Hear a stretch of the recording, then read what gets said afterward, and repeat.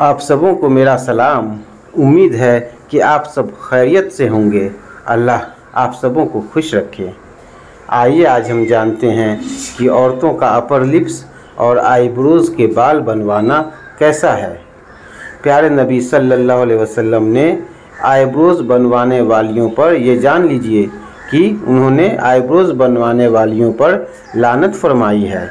यही कितनी बड़ी बात है कि हमारे प्यारे नबी सल्लल्लाहु अलैहि वसल्लम ने ऐसी औरतों पे लानत फरमाई है। यहाँ हमें यह समझ लेना बहुत ज़रूरी है कि अल्लाह ने हमें जो शक्ल अता की है उसे हम खूबसूरती तो दे सकते हैं, मगर उसमें हमें तरोड़ मरोड़ कर बदलाव करना जायज़ नहीं है। इसी तरह से प्लास्टिक सर्जरी करवाना भी अगर किसी हादसा की वजह से जिस्म के किसी हिस्से में कोई घाव या टेढ़ापन या कोई ऐब वगैरह आ गया हो, तब तो प्लास्टिक सर्जरी के ज़रिए उस ऐब को दूर कर सकते हैं। मसलन किसी के दांत काफ़ी आगे निकले हुए हों या निकल गए हों, तो ऐसे में ऑपरेशन वगैरह से दांतों को अपनी नॉर्मल जगह पर ले जाया जा सकता है। मगर नॉर्मल कंडीशन में कोई इंसान खुद में चेंज लाए या तब्दीली लाए, जैसे किसी की आईब्रोज़ पतली होती है और किसी की घनी होती है, या नाक किसी की मोटी होती है और किसी की नाक पतली होती है, तो ऐसे मौक़ों पर मोटी नाक को ऑपरेशन के ज़रिए पतली नाक करवा लेना, या इसी तरह आईब्रोज़ में अगर किसी की घनी है तो वो उसे पतली करवा ले, या पतली हो तो मोटी करवा ले। तो ये सब जो चीज़ें हैं वो अल्लाह की बनाई हुई हैं और इनका बदल डालना बिल्कुल जायज़ नहीं है।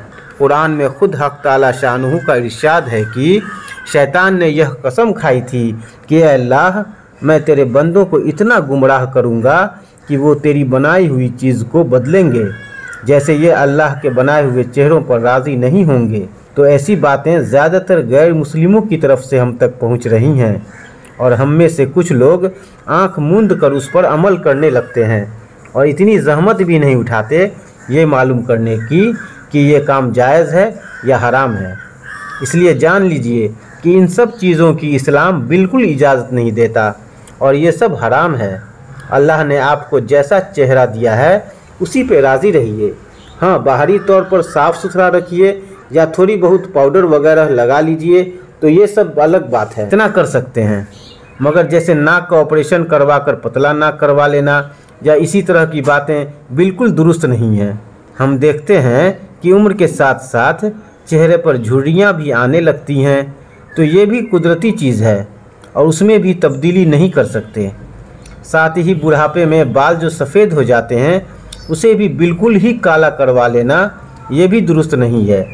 हाँ, मेहंदी वगैरह लगा सकते हैं। इसी तरह आईब्रोज़ बनवाना भी जायज़ नहीं है।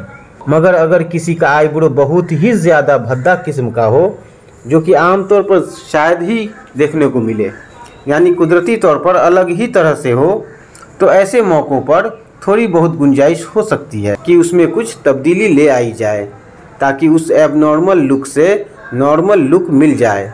तो इसमें थोड़ी गुंजाइश है, मगर ऐसे बहुत ही कम मामले देखने को मिलते हैं और आम तौर पर ऐसा होता नहीं है।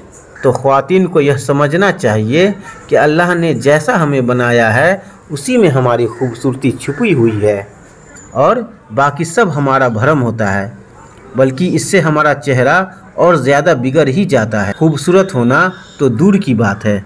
मगर हाँ, अपर लिप्स बनवाना औरतों के लिए जायज़ है, या चेहरे पर कहीं बाल आ जाए तो उनका हटाना भी दुरुस्त है, इतना कर सकती हैं। तो ये थी वो बातें आईब्रोज़ और अपर लिप्स के मुतालिक कि जिसे हमने जाना कि वो जायज़ हैं या नाजायज़। उम्मीद है कि आपको इसका तसल्ली बख्श जवाब मिल गया होगा। इंशाअल्लाह फिर खिदमत में हाजिर होऊंगा। अल्लाह ताला हम सबों के ईमान की हिफाजत करें। आमीन सुम्मा आमीन।